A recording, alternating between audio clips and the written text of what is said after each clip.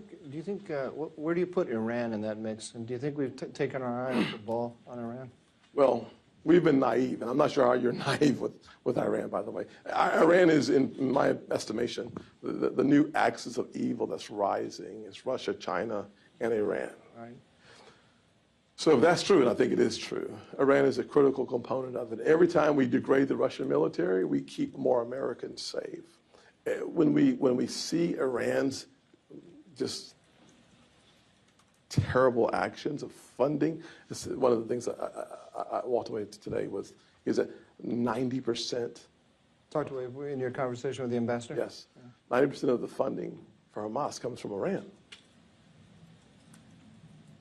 Now, just think about that as a part of this axis of evil. And the Secretary of State said that there's no sign that Iran had anything to do with this attack. Yeah, I would say hogwash, which is Southern polite for hogwash is all I can say here.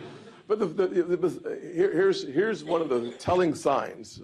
It was when the president of Iran said, actually, Hamas said to Iran, "Thank you for your help." That's an indicator. It might be an indicator.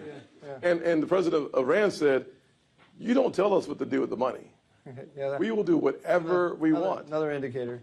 I call those breadcrumbs. Yeah. And where do they lead? And the other thing that I thought was really important in this conversation, especially between what we know is that Hamas, Hezbollah, Iran, the relationship is deep, long, and lucrative. So Another indicator. at some point, They need to reassess their. yeah, if you're looking for the target and you can put on a blindfold and you can spin yourself around 100 times and you still cannot miss the target, the chances are that's a sign. And this is a target you cannot miss. And I think the evidence will prove that over time.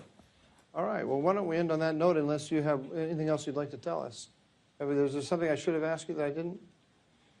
Not on Iran. I mean, we certainly have a complicated world that we should spend some time thinking through and talking through, from Eastern Europe to the challenges that we're seeing with our NATO partners, contiguous with Ukraine, to the challenges that we're going to have in the Indo-Pacific, and the assets that we have, the assets we need to move, and the economic strategy. We've got a lot of work to do.